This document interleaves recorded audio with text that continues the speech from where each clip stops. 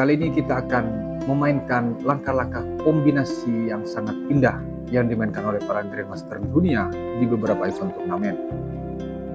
Sebelum saya lanjut, jika muncul trik di video ini, silakan klik logo CC kawan-kawan di sudut kanan atas HP daripada teman-teman tanpa meninggalkan video tersebut. Partai pertama ini putih dipegang oleh Magnus Carlsen dan hitam dipegang oleh Ethel Grun di Norwegian Championship 2005. Dimulai dari kuda F3 dan D5. D4 langsung, kuda F6 dan di sini C4. C6, kuda C3, E6. Pembukaan ini dikenal dengan anti-Moscow Gambit dengan pertahanan penuh, dimodifikasi dari semi-Slav. Dibalas dengan gajah G5 langsung oleh Carlsen, H6 dibalas, gajah K4. Menteri B6 dengan mengancam pion B2, menteri C2 dan kuda G4. Setelah mengajak pertukaran, dibalas dengan E3 dengan pengembangan gajah terang dari E3.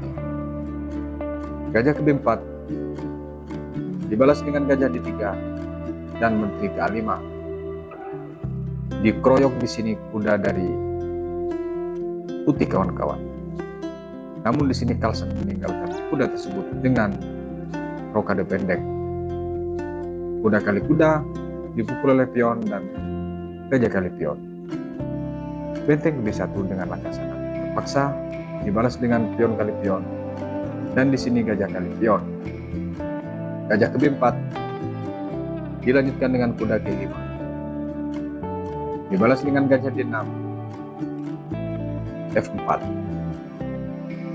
menteri C7, menteri ke-4, mengajak bermain sentrum di sini dari Magnus Carlsen, B6. Perhatikan kawan-kawan, di langkah B6 ini dengan sangat berani dari Carlsen membuang kuda, ditukar dengan pion F7. Dan langsung diterima karena belum ada kelihatan langkah kombi yang sangat berarti. Namun di sini jika diterima dengan raja kawan-kawan, ini dipastikan mat. Kalau raja di sini menerima, maka F5. Langkah terbaik harus dia turun, dibalas dengan pion kali pion. E8 karena ada ancaman cek. G6 lagi-lagi cek. F7 dan checkmate. Jika tawaran tadi dimainkan oleh hitam, kembali ke posisi di sini, hitam menerima tawaran itu tapi dipukul dengan menteri kawan-kawan. Langsung datang menteri yang memukul kuda tersebut. Tapi dari Carlsen dengan hitungan yang sangat matang, tetap dia mendorong F5. Dibalas dengan menteri ke H5. Dilanjutkan dengan gajah di sini memukul pion. Perhatikan langkah ini kawan-kawan. Ini juga merupakan langkah yang sangat memaksa. Namun di sini langkah partai dari hitam tidak berani mengambil risiko karena ada ancaman yang sangat fatal. Langkah partai di sini dari hitam membalas dengan kuda ke D7. Pertanyaannya kenapa tidak dimakan dengan gajah? Karena jika dimakan dengan gajah kawan-kawan, maka akan datang cek yang memaksa raja ini harus bergeser ke F8. Dan setelah ke F8 akan didorong F6 dengan 2 kali ancaman. Sementara gajah gelap dari hitam juga gratis kawan-kawan. Dan ketika di sini dibuang misalnya, maka tetap diambil. Dipukul cek, raja G1 tidak ada celah lagi cek. Dan setelah pion kali pion, maka di sini checkmate yang tidak bisa dihindari kawan-kawan. Kembali ke posisi. Di saat posisi ini langkah partai dari hitam, kuda ke D7. Dibalas dengan F6, desakan yang tidak berhenti di situ kawan-kawan. Kuda di sini kali pion. Dipukul langsung dengan benteng tanpa menunggu lama kawan-kawan. Langkah putus asa di sini dimainkan oleh hitam. Akhirnya dia mengambil gajah karena tahu bahwa langkahnya sangat mematikan kawan-kawan. Tapi dari Carlsen menolak tawaran menteri. Luar biasa di sini kawan-kawan. Target daripada Carlsen adalah mat, tidak tertarik dengan menteri. Setelah dicek, bergeser ke itu. Dibalas lagi, cek. Dan di posisi ini kawan-kawan, sebenarnya dari hitam sudah boleh menyerah. Namun dia masih menjalankan memukul gajah. Kenapa dikatakan boleh menyerah? Karena di sini sudah tidak ada celah untuk bisa selamat kawan-kawan. Langkah partai di sini, raja memukul gajah terang dari putih. Kalau dia bergeser ke D8, maka konsekuensinya tetap mat. Benteng D7 cek yang memaksa untuk dipukul. Kalau dia tidak mukul, tetap akan juga mat dengan gajah. Cek. F8 masih bisa. Menteri cek. Dan masih bisa ditutup dengan menteri checkmate. Kembali ke posisi di saat benteng di sini. Cek yang merupakan langkah paksa. Akhirnya dari hitam memukul gajah. Dan langsung di closing checkmate oleh Magnus Carlsen dengan menteri C4. Sangat indah kawan-kawan dari kombinasi partai Magnus Carlsen. Dan partai ini dimainkan oleh Harry Nelson putih dan Emanuel Lasker hitam di Petersburg 1896. Dimulai dari D4, D5, C4, E6. Dibalas dengan kuda C3 dan kuda F6. Gambit menteri yang ditolak dimainkan di partai ini. Kuda F3, C5, gajah G5, dan pion kali pion. Menteri kali pion, kuda C6, menteri K4. Gajah K7, rokade panjang dari putih. Menteri K5. Dibalas dengan langkah E3, gajah D7, dan raja B1. H6, pion kali pion, dan pion kali pion. Pasti di sini berpikir dari putih, hitam tidak akan berani membuka sayap raja karena ditekan oleh dua perwira. Kuda di sini ke D4 mengajak pertukaran. Ternyata dari hitam berani dia rokade pendek kawan-kawan. Langsung dipukul. Dari putih juga tidak berani korban pion kawan-kawan. Dia hanya berani memukul kuda. Dipukul oleh gajah, menteri K5. Dibalas dengan kuda di sini, kali kuda. Dipukul oleh pion, dilanjutkan dengan langkah gajah K6. F4, persiapan untuk mengancam gajah. C8, F5, dan di sini kawan-kawan. Lain yang diancam, lain yang dijalankan oleh Emanuel Lasker. Perhatikan bahwa gajahnya saat ini diancam oleh pion. Tapi yang dilangkahkan oleh Lasker, dia memukul kuda yang C3, menukar kualitas dan membiarkan ancaman gajahnya tersebut. Di sini dari putih tidak memilih kualitas kawan-kawan, karena dia takut akan langkah lanjutannya. Dia memilih gajah. Benteng di sini K3 lagi-lagi diberikan, namun tetap tidak dipukul. Pertanyaannya kenapa kalau dipukul benteng ini? Kalau benteng ini dipukul kawan-kawan dengan pion, maka datang B6 cek. A1 dibalas dengan gajah cek yang memaksa harus dipukul dengan benteng. Dipukul cek, akan datang langkah B1. Pion kali pion sekaligus ancaman benteng ini naik. E2, F2. Dipukul cek misalnya. A7. Dan ini tentu menjadi kesulitan untuk melindungi. Langkah terbaik hanya gajah G2 mencoba menghalangi langkah checkmate tersebut. F6 dengan menterinya sekarang diancam. G4, B6 cek. C1 akan datang langkah lanjutan ini yang memaksa dia harus bergeser, dan setelah bergeser G1 checkmate. Kembali ke posisi di saat benteng K3. Perhitungan langkah dari Emanuel Lasker memberikan benteng ini adalah 11 langkah kawan-kawan. Kalau diterima ternyata 4. Luar biasa. Makanya langkah partai di sini dari putih memilih untuk cek dengan memukul pion. Dibalas dengan benteng kali pion, dan sekarang baru berani. Dia mungkin stres dengan langkah yang diberikan oleh Lasker, akhirnya dia diambil juga, dicek. Gajah di sini ke B5 diberikan, dipukul cek lagi, dan dibalas A1. Benteng C7 dilanjutkan dengan langkah benteng G2, bertujuan untuk membackup pion yang di D4 kawan-kawan. Benteng C4 dibalas dengan D1. Benteng C3 dilanjutkan dengan menteri F5. Dan di sini menteri ke C4. Ancamannya adalah cek yang memaksa menteri harus membela.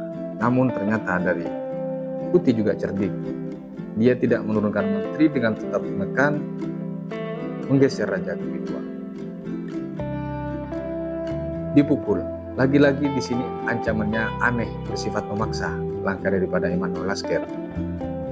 Yang mana seolah-olah di sini diberikan begitu aja.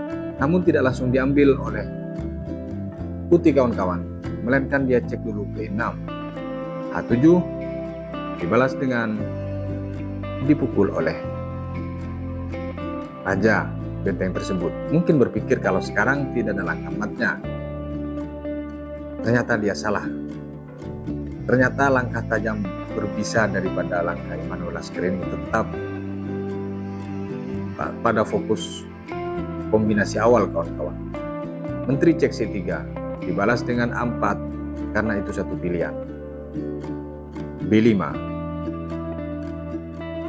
Suka tidak suka, pion ini harus dipukul. Dipukul oleh raja, datang menteri C4. Dan di posisi ini kawan-kawan langsung menyerah dari putih karena pilihannya hanya K5. Dan kalau dia K5 kawan-kawan, gajah D8 checkmate.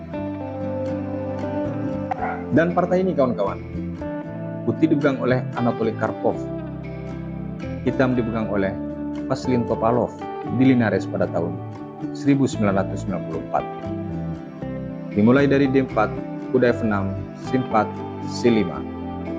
Pembukaan Inggris dimainkan di partai ini. Kuda F3 dibalas dengan pion kali pion. Kuda kali pion E6. G3, kuda C6, gajah G2. Gajah C5, kuda B3 dengan balik mengancam. E7 lagi. Kuda C3, dan di sini kuda pemain sama-sama rokade. D6, gajah ke F4, kuda K5, E3. Jika di posisi ini kawan-kawan, dari hitam mengancam gajah tersebut dengan pion, dia harus kehilangan kuda. Artinya dengan langkah yang sama-sama kehilangan. Langkah partai di sini dari hitam memilih untuk memukul gajah dan dipukul dengan pion F. Gajah D7, menteri D2, dan menteri ke B8. Benteng G1, G6, H4, A6, H5, dan B5. Putih di sini fokus untuk menyerang ke arah sayap raja, sementara hitam mendobrak dari sayap menteri. pion kali pion, dan di sini pion kali pion. Kuda C5 dengan kompensasi yang sama ketika diambil dan di sini diterima, dipukul oleh menteri. Benteng C8 untuk menjaga ancaman kuda tersebut. Dipukul pion ini. Perhatikan kawan-kawan. Benteng ditukar dengan pion. Langkah yang sangat bagus tentunya dari Anatoly Karpov ini kawan-kawan. Sementara serangannya masih belum ada, hanya sedikit menukar kualitas. Dan kalau diterima, maka langkah yang terjadi akan seperti ini. G7 dipukul, tentu kembali. Dan kalaupun di sini dipukul, tentu di sini unggul kualitas. Kembali ke posisi di saat benteng di sini diberikan pion. Langkah partai benteng K7 dengan mengancam menteri. Dibalas dengan langkah yang tidak terduga lagi. Benteng memukul pion sekaligus cek. Sudah 2 pion, akhirnya dipukul oleh hitam kawan-kawan. Datang menteri cek G7 dan dibalas dengan gajah kali kuda, tentu dengan kombinasi atau langkah yang sama. Benteng ke-8 dibalas dengan pion kali pion dan gajah ke F6. Kuda ke-4 dengan mengancam gajah gelap dari hitam, gajah D4, dan di sini pion kali pion. Menteri ke B6 yang sekilas di sini mengunci langkah daripada gajah terang yang terjebak di seat 6 ini kawan-kawan. Benteng ke D1 dibalas dengan langkah menteri kali pion. Tentu langkah hitam nanti akan disusul lanjutan dengan mengancam benteng, mengancam gajah ini kawan-kawan. Dan di sini langsung dipukul oleh Karpov gajah tersebut. Dipukul oleh benteng, menteri cek F6. G8, menteri cek lagi. F8, datang di sini, menteri cek. Melindungi gajah, sekaligus kuda. G7 dan E5 cek. G8, datang di sini, kuda cek. F7 dan dibalas dengan langkah gajah ke-8. Dilanjutkan dengan langkah raja ke F8. Detik-detik menyerah daripada hitam nih kawan-kawan. Dibalas dengan cek memukul pion. Dan di sini menteri ke D6 kawan-kawan. Mengajak pertukaran. Kalau di sini benteng yang ke D6 menutup sekaligus mengancam kuda, maka datang langkah lanjutan. Kuda ke-4 harus jatuh benteng tersebut kawan-kawan. Kalaupun di sini dipukul, maka datang langkah lanjutan seperti ini. Kembali ke posisi di saat menteri di sini. Cek. Diadu dengan menteri. Dibalas dengan menteri memukul benteng. Dan di sini menteri kali kuda. Gajah ke-5. Benteng ke-2. Dilanjutkan dengan langkah B3. Benteng B2, satu langkah dari ini, dari Vasilin Topalov menyerah. Dengan raja G2, dia langsung menyerah kawan-kawan. Kenapa dia menyerah? Pertama, dia selisih pion 5, walaupun unggul kualitas. Yang kedua, dia harus menjaga tekanan dari putih, hanya menunggu waktu untuk mat kawan-kawan. Kalaupun di sini tetap akan dilangkahkan ke C6, cek, maka cukup gajah turun. F3, D6, di sini cek terlebih dahulu, dan setelah E7, B7, E6 misalnya, akan datang langkah A4. Pion promosi ini tentu hanya menunggu waktu untuk jadi, kawan-kawan. Wajar kalau daripada Vasilin Topalov di posisi ini langsung menyerah. Dan partai ini putih dipegang oleh Hikaru Nakamura, hitam dipegang oleh John Wayne Luthi di US Open Championship 2001. Dimulai dari E4, D5, kuda C3, D4, dan dibalas dengan kuda K2. E5 dilanjutkan dengan kuda G3. Kuda F6, kuda F3. Skandinavian opening dimulai di permainan ini. Gajah ke D6, gajah C4 menghalangi untuk kemungkinan pion didorong, dan di sini kedua pemain sama-sama rokade, kawan-kawan. Gajah G4 dibalas dengan H3, gajah K5 dipukul oleh kuda. Kuda di sini kali pion. Dengan kompensasi tentunya pertukaran. Langkah partai di sini, kawan-kawan. Dari hitam tidak kembali kuda ke F6 melainkan dia kuda ke G3. Sengaja ingin mendapatkan dua keuntungan tentu. Diterima oleh Nakamura. Pion kali kuda dibalas dengan D3, membiarkan langkah gajah gelap dari hitam mengambil pion dan diambil pion yang di G3, kawan-kawan.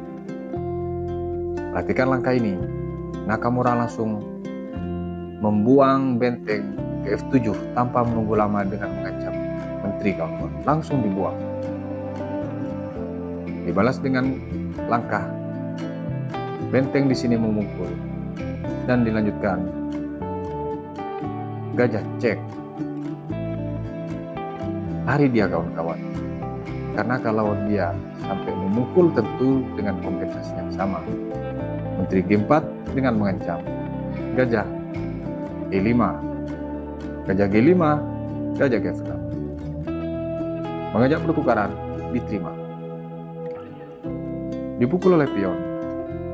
Dan di sini benteng ke F1. Kuda D7 dengan tersiok-siok untuk mempertahankan posisi. Gajah K6 dibalas dengan kuda ke C5. Gajah ke F5 dilanjutkan dengan langkah menteri ke E7. Di posisi ini, kawan-kawan, Nakamura dengan tajam dia lagi-lagi mengorbankan gajahnya dengan memukul pion H7. Diterima oleh hitam tapi dipukul dengan menteri, kawan-kawan. Kalau dipukul dengan raja, maka akan datang F5. Kalau dia ke G7, maka dicek terlebih dahulu. Manapun raja pergi, kawan-kawan, intinya kuda ini tetap jadi. Artinya, keuntungan dari putih dari dua pion tadi kembali ke posisi di saat gajah di sini kali pion. Langkah partai kita menerima dengan menteri. Benteng tetap F5, kawan-kawan, dengan langsung mengancam menteri dan raja. G8 dibalas dengan langkah menteri ke F3. Di sini tentu ancamannya adalah menteri. Dibalas dengan G5. Langkah yang sangat bagus sebenarnya dari hitam nih, kawan-kawan. Di sisi lain menjaga ancaman menteri, tapi di sisi lain juga menjaga kuda. Namun di sini langkah yang cukup aneh. Putih tidak memukul pion, kawan-kawan, tapi dia menerima tawaran peraduan benteng. Dipukul F8 cek dan ternyata kuda jatuh juga. G8 menteri dibalas dengan langkah menteri kali kuda. Menteri G7 masih mencoba mempertahankan, berharap remis mungkin dari langkah ini. Akhirnya dipukul pion B6 dibalas dengan menteri cek H7 dan dilanjutkan dengan menteri C8. Detik-detik dari hitam dipaksa menyerah. Menteri K5, Nakamura tanpa pikir panjang langsung F5 menteri. Di posisi ini kawan-kawan, dari hitam langsung merupakan raja. Karena setelah dipukul, menteri ini akan disusul dengan pion dorong ke game 4 dan tidak bisa diganggu gugat pion tersebut untuk promosi. Makanya dari hitam langsung menyerang.